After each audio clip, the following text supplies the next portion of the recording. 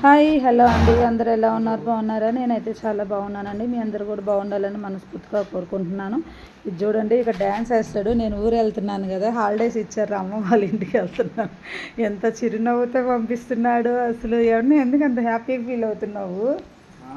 ఆనందమా? ఎందుకే? భార్య బిడ్డలు ఉంటేనే ఎవరికైనా ఆనందం అండి. వాళ్ళు లేకపోతే ఆనందం మీరు అట్లా కోరుకుంటారు. మీరే చెప్పండి. ఆడవాళ్ళు అసలు అట్లా కోరుకోరు. నా భర్త లేకపోతే బాగుంటాను, నా భర్త ఊరెళ్ళిపోతే బాగుంటాను అని మనం అలా అన్నామంటే వాళ్ళకి ఎలా ఉంటుంది మనసుకి. కానీ మనల్ని మాత్రం ఎన్నోసార్లు అలా అంటారు.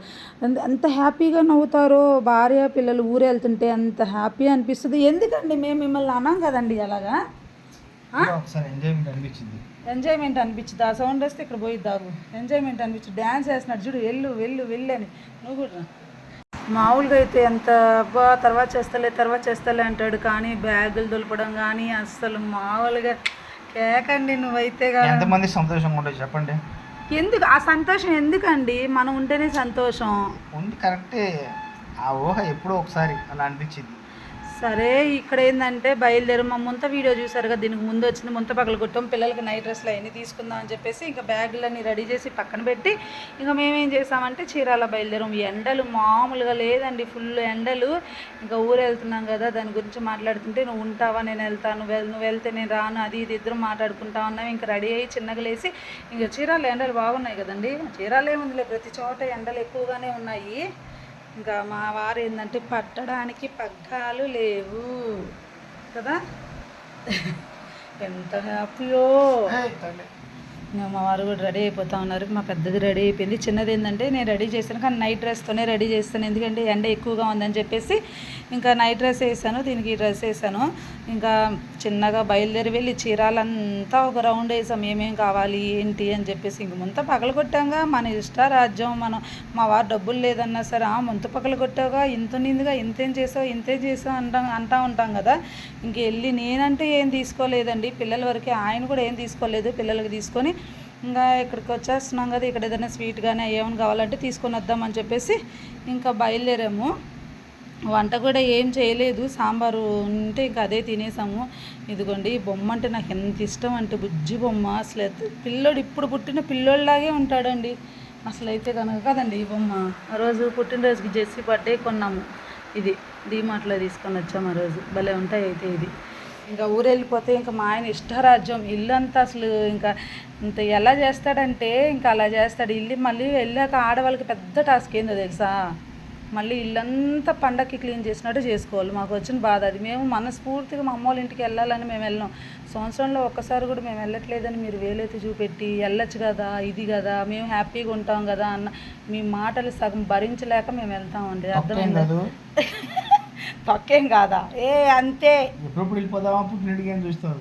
ఎప్పుడెప్పుడు వెళ్ళిపోదామా అని ఆడేది. ఒకరోజు 2 రోజులే.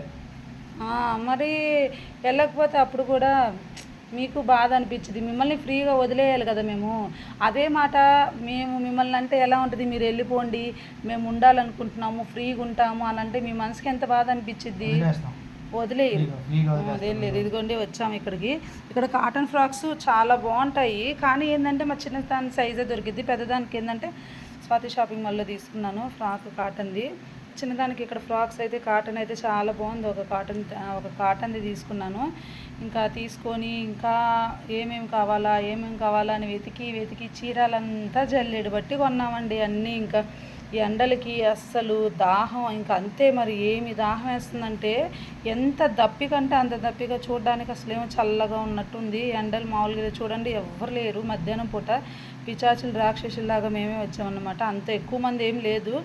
ఫ్రాకులు దొరకడానికి మాత్రం చాలా టైం పట్టింది. ఇంకా ఇక్కడికి వచ్చేసేసరికి ఫ్రాక్స్ అన్నీ తీసేసుకొని మాకు ఏమేం కావాలో అన్నీ తీసుకొని ఇంక ఇక్కడ పానీపూరి తింటానంటే పిల్లలు మళ్ళీ అదే షాప్ దగ్గరికి వచ్చి దాని దగ్గర పానీపూరి ఉంటే తీసుకొని తిన్నాము.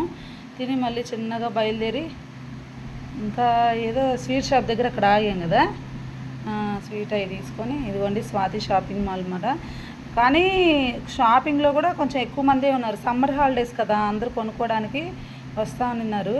ఇక్కడ స్వీట్ షాప్కి గుర్తుపట్టారా, పట్టాభి, చీరాల పట్టాభి స్వీట్ షాప్కి వచ్చాము. కానీ మేము అనుకున్నది మాత్రం అక్కడ ఇంకా ఆ రోజు లేదంట, అయిపోయిందంట. ఇంకా అయిపోయిందంటే చెప్తే ఇంకా చీరాల్లో దీని తర్వాత ఫేమస్ ఏంటంటే రవి స్వీట్స్. అంటే చీరాల్లో ఉన్న వాళ్ళకి తెలిసిద్ది, ఎప్పుడైనా వచ్చి తీసుకున్న వాళ్ళకి తెలిసిద్ది. ఇంకా తీసేసుకొని అంతా అయిపోయింది కదా, ఇంకా ఈవినింగ్ వచ్చాము. ఈవినింగ్ వచ్చి ఇంక మొత్తం బట్టలు మొత్తం సర్ది పెట్టామంటే, అంటే మార్నింగే వెళ్ళేది, మార్నింగ్ 7:30కి పినాకిని అనమాట. వచ్చి మళ్ళీ బట్టలన్నీ సర్దితే ఇల్లు అసలు ఎంత రోతగా ఉందంటే అసలు బాబోయ్, మొత్తం ఎక్కడ చూసినా బట్టలండి. ఊరు వెళ్తామంటే బ్యాగ్లో అన్నీ పెట్టుకుంటాం కదా, పెట్టుకున్నవన్నీ వాడమండి. సగానికి సగం మాత్రం అసలు ఓపెన్ కూడా చేయకుండా ఇంటికి తీసుకున్నది. అన్ని పెట్టించి కూర్చి కూర్చి పెట్టాలా, వాడేది లేదు పెట్టేది లేదు. అంటే యూజ్ అయిద్దేమో అని చూడండి, ఇక్కడ బట్టలు అక్కడ అక్కడ ఇల్లంతా గందరగోళం అసలు. మళ్ళీ టేబుల్ మీద కానీ అంతా మా వారి పని అయిపోయింది, నేను అందించడం ఆయన పెట్టడం. ఇంకెందుకంటే టైం అసలు లేదు. ఇంకా సరే అని చెప్పేసి కొన్ని సర్దేసిన తర్వాత పిల్లలు ఇంకా పడుకుంటారు, మిగతాయి సర్దుకునే అంటే మా వారేమో ఇస్త్రీ చేస్తూ ఉన్నారు. పిల్లలకి పెరుగన్నం కల్పించేస్తే వాళ్ళు పెరుగన్నం తినేసి పడుకున్నారు.